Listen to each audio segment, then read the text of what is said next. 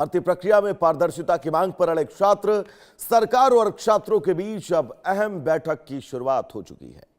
झारखंड की राजधानी रांची में जेपीएससी और जेएसएससी परीक्षाओं में कथित अनियमितताओं और भर्ती प्रक्रिया में सुधार की मांग को लेकर छात्रों का आंदोलन जारी है। पिछले करीब 15 दिनों से आंदोलनरत छात्र अपनी मांगों को लेकर सड़क पर हैं।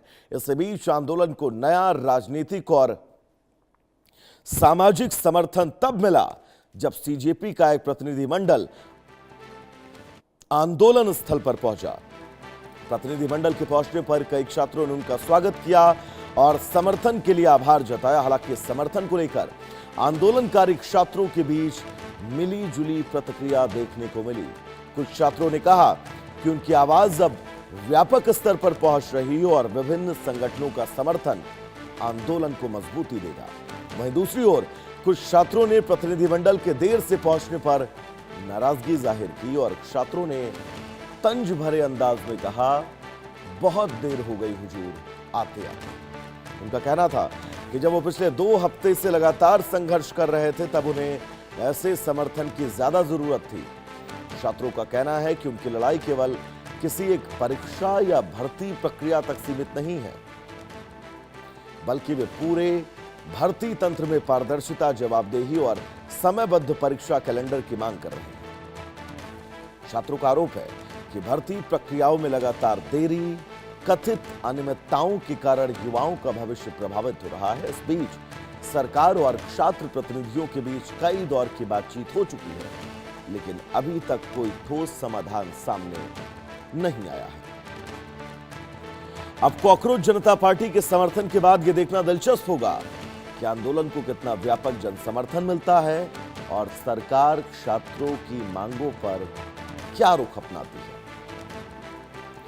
तो फिलहाल बड़ी खबर आपको बता दें, कॉकरोच जनता पार्टी का ये डेलीगेशन रांची पहुंच चुका है और भर्ती सुरक्षा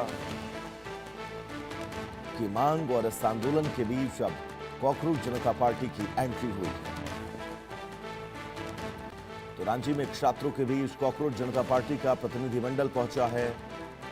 रांची पहुंचे प्रतिनिधिमंडल का लोगों ने स्वागत किया, तो वहीं एक धड़ा ऐसा था जो इस प्रतिनिधिमंडल से तंज भरे अंदाज में यह कहता हुआ नजर आया कि बहुत देर कर दी हुजूर, आते आते।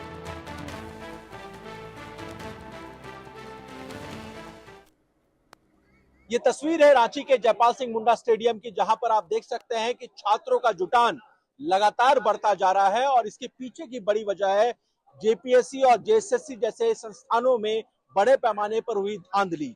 और यही वजह है कि ये छात्र यहाँ पर लगभग 2 हफ्ते से यहाँ पर डेरा डाले हुए हैं और बस एक बड़ी मांग है कि जेपीएससी और जेएसएससी जैसे संस्थानों में रिफॉर्म्स होनी चाहिए। जिन परीक्षाओं में धांधली हुई है उन परीक्षाओं को स्थगित किया जाना चाहिए।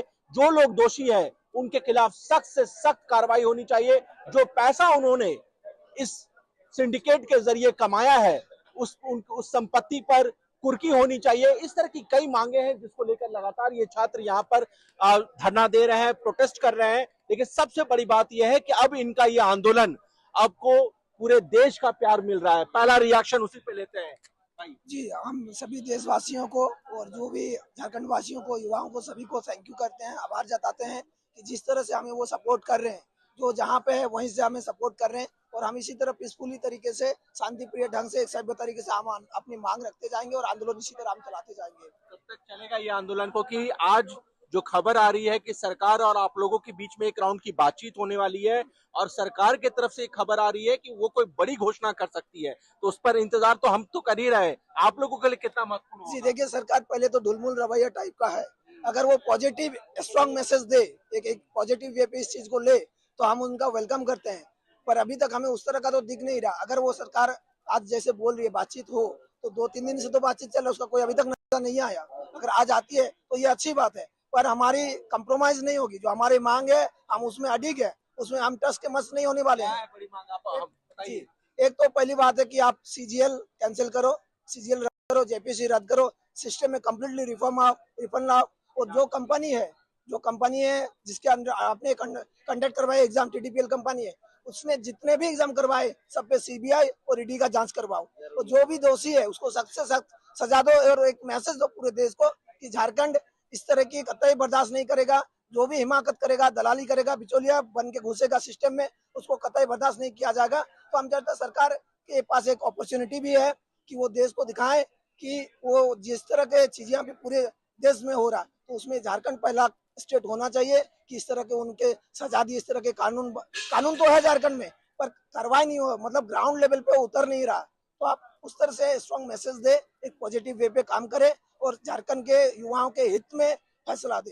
बिल्कुल, ये बहुत बड़ी बात कही है, लेकिन इस आंदोलन को लेकर के एक और चर्चा हो रही है, क्योंकि लगातार ये सवाल पूछे जा रहे थे कि सीजीपी कहाँ है, क्योंकि दिल्ली के जंतर मंतर में जो सीजीपी ने जो प्रदर्शन किया और जिस तरह से नीट को लेकर के जो रिफॉर्म्स की बात कही गई थी, उसमें उन्हें अब बहुत बड़ी सफलता मिली। इसके बाद सीजीपी के तरफ से एक प्रतिनिधि मंडल रांची में इन छात्रों से मुलाकात करता है और जो बयान दिया जाता है उसमें कहा जाता है कि जब तक आपका आंदोलन चलेगा तब तक हम आपके साथ रहेंगे।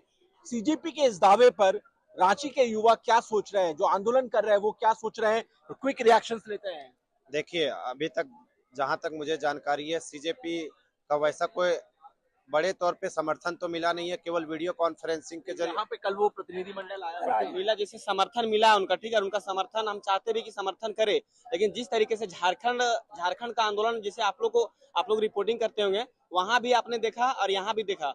यहाँ पे क्या है कि सत्याग्रह के रास्ते पे चलाया जा रहा है।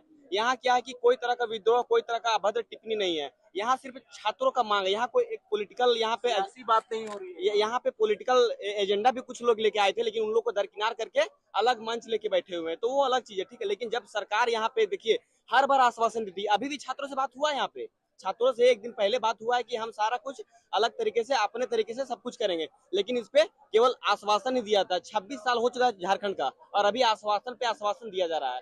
तो हम क्या करें झारखंडी छात्र।